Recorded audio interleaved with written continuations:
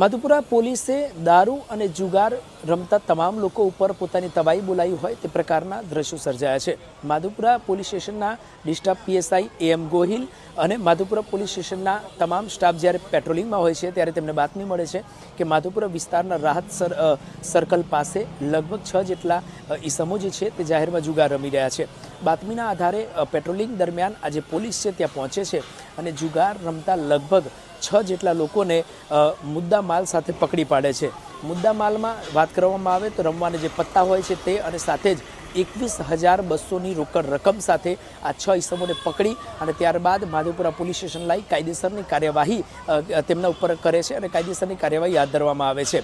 મહત્વની વાત કહી શકાય કે છેલ્લા ઘણા સમયથી માધુપુરા પોલીસ દ્વારા જુગાર રમતા જુગારીઓ તથા દારૂ ઉપર તમામ પ્રકારની કાયદેસરની કાર્યવાહી એક પછી એક કરવામાં આવી રહી છે।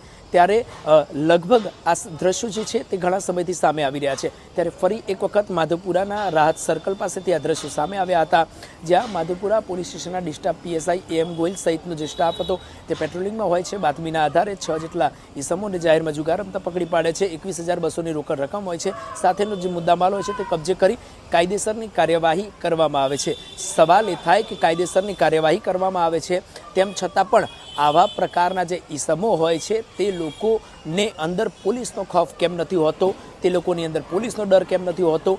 શું તે લોકો કાયદાનો ભંગ કરી અને કાયદા વિરોધી કામગીરી કરતા હોય છે? તે તમામ લોકોના ઉપર આ સવાલ ઊભો થાય છે। હાલાકી પોલીસ કડક કાર્યવાહી કરતી હોય છે, કાયદેસરની કાર્યવાહી કરતી હોય છે, પરંતુ આવા જ્યારે દ્રશ્યો સામે આવતા હોય છે ત્યારે સવાલ ચોક્કસથી ઊભો થતો હોય છે। પરંતુ અત્યારે આ 6 જેટલા ઈસમોને પકડી કાયદેસરની કાર્યવાહી કરવામાં આવી છે અને માધુપુરા પોલીસ દ્વારા આગામી પ્રકારમાં આવી જ કાર્યવાહી કરવામાં આવશે તે પ્રકારની વાત પણ સામે આવી છે। કેમેરા પર્સન સાથે પ્રેમ ચોબે, સમય રિપોર્ટ્સ, અમદાવાદ।